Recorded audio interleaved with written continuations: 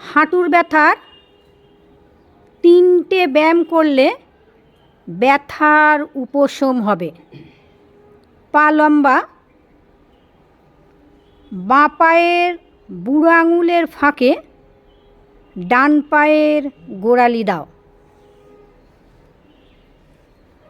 ডান পায়ের গোড়ালি রাখো, পাটাকে ডান দিক দিয়ে বাঁ দিক দিয়ে ঘোরাও, দোলাও, পাকে দোলাও। আমরা ছোটোবেলায় খেলেছি না দোল দোল দুলুনি, রাঙা মাথায় চিরুনি? তা এখন নিজের পাকেই আমরা দোল দোল খাওয়াচ্ছি, ডান দিক দিয়ে বাঁ দিক দিয়ে। 1 2 3 4 5 6 7 8 9 10 11 12 13 14 15 16 17 18 19 20। শ্বাস ছাড়তে ছাড়তে পাকে মাটিতে নামিয়ে দাও।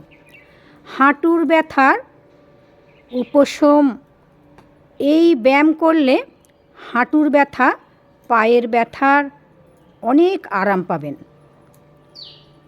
ডান পা বাঁ পায়ের গোড়ালি ডান পায়ের বুড়ো আঙুলের মধ্যে রাখো। কি সুন্দর দেখো, দোল খাওয়াও, সুন্দর করে দোল খাওয়াও। ডান দিক বাঁ দিক, ডান দিক বাঁ দিক। হাঁটুর ব্যথা, পায়ের গোড়ালির ব্যথা, থায়ের ব্যথার জন্য ভীষণ উপকারী ব্যায়াম।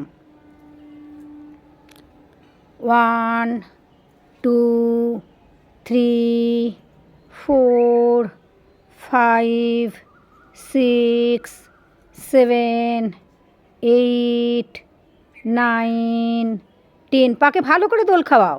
11 12 13 14 15 16 17 18 19 20। আমাদের পাও দোল খাচ্ছে, কি মজা! সেই ছোট বয়সের কথা মনে পড়ে যাচ্ছে। আমরা যেমন দোল খেতাম, আজ বড় বয়সে এসে আমাদের পা আমাদের দোল খাওয়াচ্ছে, পাকে আমরা দোল খাওয়াচ্ছি। হাঁটুর ব্যথার 2 নম্বর ব্যায়াম, ডান পাকে একটু সরিয়ে নাও। শ্বাস নিতে নিতে ডান পা 30 ডিগ্রি তোলো। ভেতর থেকে টান করো, পায়ের আঙুল সামনের দিকে রাখো, টান করো। 1 2 3 4 5 6 7 8 9 10 11 12 13 14 15 16 17 18 19 20। শ্বাস ছাড়তে ছাড়তে পাকে নামিয়ে নাও। আবার লম্বা করে শ্বাস নাও। বাঁ পা লম্বা শ্বাস, টান করো, পায়ের আঙুল সামনের দিকে রাখো। 1 2 3 4 5 6 7 8 9 10 11 12 13 14 15 16 17 18 19 20। ধীরে ধীরে পাকে না। শ্বাস নিতে নিতে ডান পাকে অল্প সরিয়ে দাও। যেমন চেয়ারে বসি না আমরা, ডান হাত দিয়ে বাঁ ভাঁজ করো, হাতকে ভাঁজ করো, ডান হাত দিয়ে বাঁ কুনুই ধরো, বাঁ হাত দিয়ে ডান কুনুই ধরো, রিল্যাক্স একদম।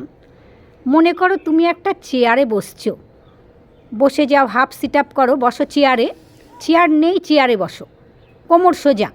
1 2 3 4 5 6 7 8 9 10।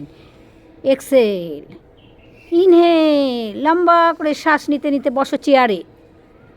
1 2 3 4 5 6 7 8 9 10। খুব ভালো হচ্ছে। আবার একবার চেয়ারে বসো, কিন্তু চেয়ার নেই, বসে যাও চেয়ারে। 1 2 3 4 5 6 7 8 9 10